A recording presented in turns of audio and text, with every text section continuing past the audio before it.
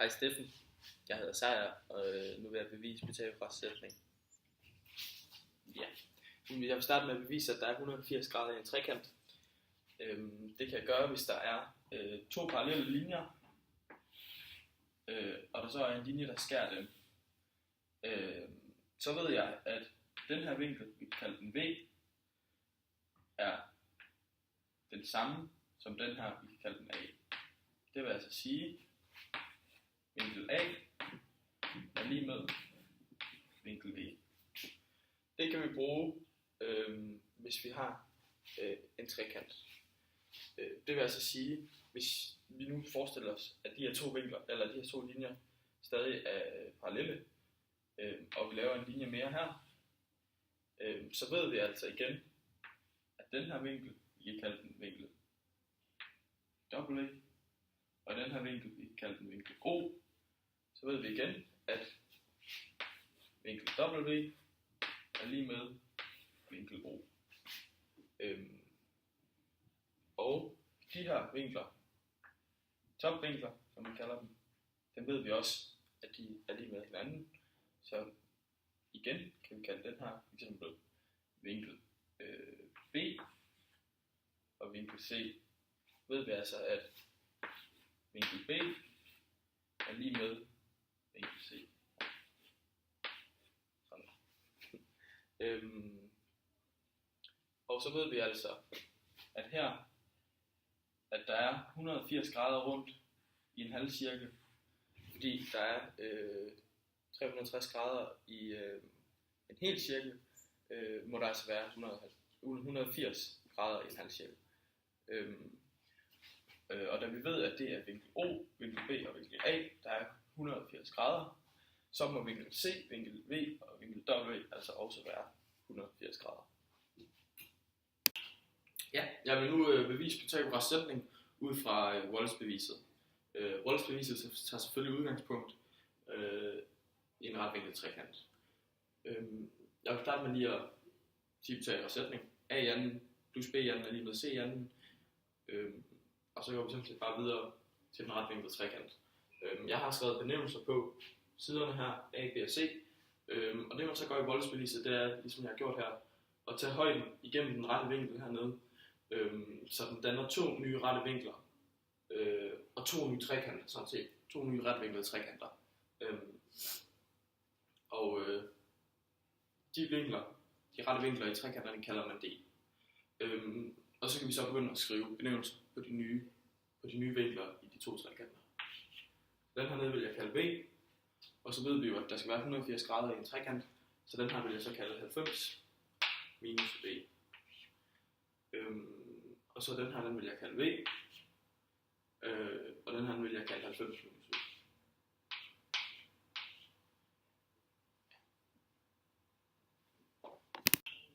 Ja, jeg vil nu skrive videre på Wallace-beviset. Det jeg har gjort nu, det er, at jeg har taget de tre trekanter, den lille her og den store, og tegnet dem op mere overskueligt ved siden af hinanden. Så den helt over til venstre, nummer 1, det er den store, nummer 2, det er den her, og nummer 3, det er den her. Og jeg har tegnet den rette vinkel i venstre hjørne på dem begge to, eller på dem alle tre. Og jeg vil nu begynde at skrive benævnelser på. Det første, man lige skal være ops på, det er, at jeg har skrevet x og y her, fordi de er ubekendte, og der skriver vi x og y ind i stedet for. Ja, jeg vil nu skrive benævnelser på, og nu skal man lige holde tungen lige i munden, fordi det kan være ret forvirrende med de her tre trekanter. Men det her hjørne heroppe, det er B, fordi det er den her hjørne i trekanten. Det her hjørne, det er også B. Det er igen det her hjørne i trekanten. Og det her hjørne, det er C. Det er det her hjørne i trekanten. Og så har vi vinkel V her. Vinkel V her. Og vinkel V her. Og så har vi den her vinkel, den hedder 90 minus V. Og den her hedder 90 minus V. Og den her hedder 90 minus V. Igen, fordi vi har 180 grader i en trekant. Den her vinkel, det er jo så D. Den her vinkel, det er D. Det er de to rette vinkler hernede fra. og den her vinkel, det må så være C. Og så kan man jo bare sætte ind, det her, det må så være A, det her, det må så være A,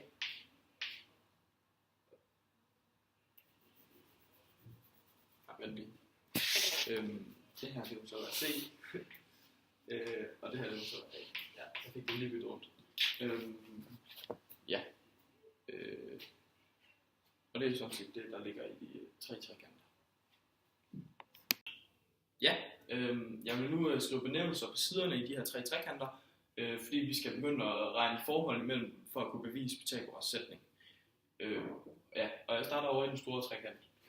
Her vil den hedde C, her vil den hedde A, selvfølgelig med små bogstaver, og her vil den hedde B. Og nu tager vi så y og x, de 2 ubekendte. Y vil i den her tilfælde stå her, fordi det ligger mellem B og den rette vinkel D her. X vil man sætte herover, fordi det ligger mellem A og den rette vinkel D her. Og så vil man så skrive B her og A her. Og så har man sådan set skrevet benævnelsen på. Og så skal vi tage i gang med noget ligningsregning. Den første, det er x divideret med b, fordi man tager x herfra og dividerer med b herover.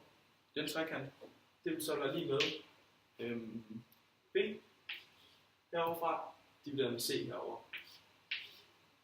Og så er det så bare enkelt ligningsregning.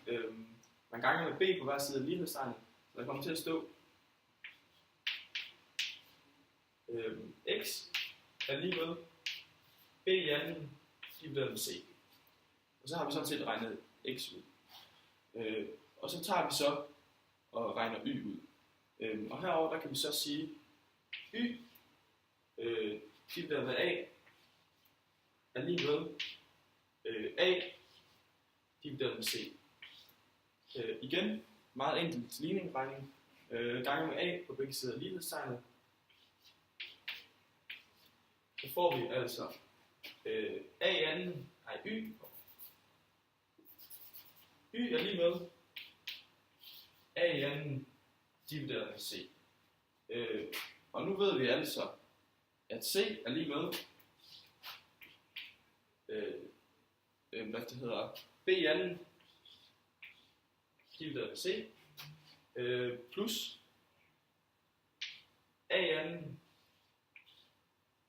divideret med c. Og så ganger man sådan set bare med c på hver side, og så får vi altså Pythagoras sætning herovre, nemlig a i anden plus b i anden er lige med c i anden. Ja, så det er sådan set bare det, der er i det. Ja, og her på falderebet vil jeg gerne lige have med, at grunden til, at man ved, at c er lige med b i anden divideret med c plus a i anden divideret med c, det er jo fordi, at x og y, som vi regnede ud herovre, x og y her, jo danner hypotenusen i den store trekant til sammen. Så vi ved jo, at c, den store hypotenuse i trekanten, den må jo være lige med a plus b. Og når a, det er lige med a i anden divideret med c, og når y er lige med a i anden divideret med c, og x er lige med b i anden divideret med c, så må c altså være lige med b i anden divideret med c plus a i anden divideret med c. Ja. Jeg vil rigtig gerne lave en hurtig gennemgang af de 2 opgaver, vi har fået udleveret. Og det er jo bare at tage den her Pythagoras sætning i brug, som vi lige har bevist. I den første opgave ved vi, at kender vi de 2 kateter, og vi skal finde hypotenusen. I det her tilfælde er P 8 og Q det er 6, og R det er så ubekendt. Så det vi gør, det er, at vi siger 8 i anden plus 6 i anden er lige med R i anden. Og så kan vi bare regne det ud, og så ja.